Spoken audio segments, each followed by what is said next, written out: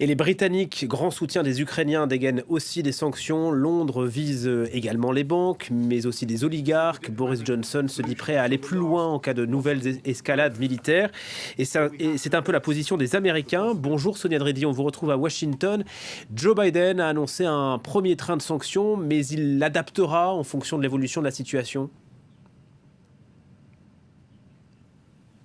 Oui, et la Maison-Blanche doit annoncer aujourd'hui de nouvelles sanctions. Déjà, ce matin, la porte-parole de la Maison-Blanche a salué la suspension par l'Allemagne de l'autorisation du gazoduc Nord Stream 2.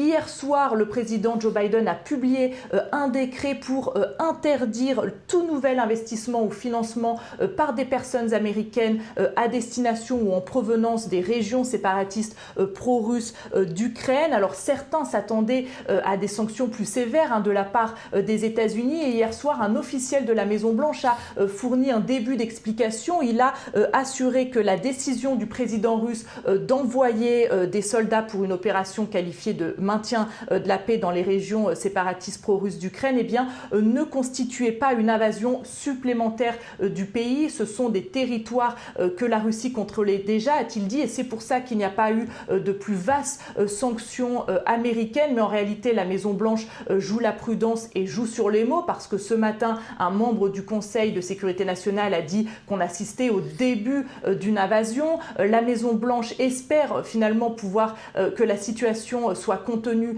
dans le Donbass, mais elle dit redouter une invasion d'envergure de l'Ukraine. Et d'ailleurs, l'administration Biden a prévenu qu'il y aurait d'autres sanctions qui ont déjà été discutées avec les alliés en cas d'invasion de l'Ukraine. Les élus républicains déjà demandent plus de fermeté à l'égard de la Russie. Et aujourd'hui, le débat à Washington, c'est finalement qu'est-ce qu'une invasion de l'Ukraine?